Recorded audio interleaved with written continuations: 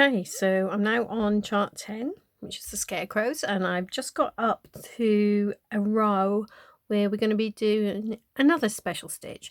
So if you remember, for the eggs down here for the chickens, to make the eggs stand out more than just a normal little dot like so, we did little sort of mini puff stitches so they look more like egg shapes.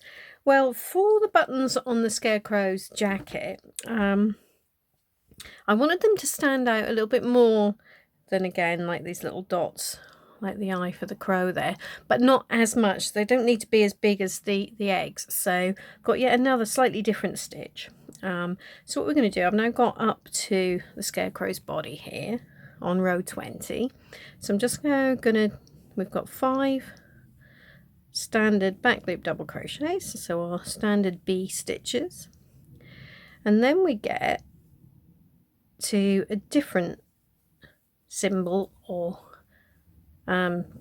letter in the written, which is a capital H. And what that is telling us, instead of doing a double crochet into the back loop, we're going to do a half treble, so just a slightly larger stitch, okay, like so. And then we go back to our 5 back loop double crochets. So on this row you'll only just sort of notice them, but if we, I've just done 3 there, so it looks slightly bigger. But what we're going to do on the next row is just work into, if I turn it over, hopefully you can see there that the half treble, the back of it looks slightly different to the double crochets. We've got this extra sort of not prominent third loop. There is a third loop in the double crochets, but it's a lot fiddlier to get to.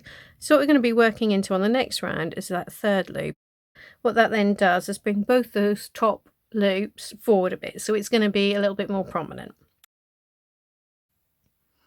Okay, so I've now on row 21 just got up to where we did our half treble on the previous row. So as I said before, what we're going to do, we're not now going to work into this back loop. Just tip that forward, and you can see this nice prominent third loop there. So we're going to work our double crochet into there. And now I've got 5 front loop trebles there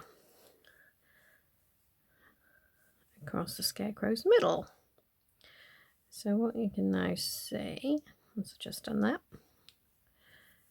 hopefully you can just see, it just stands out a little bit more than the crow's eye there.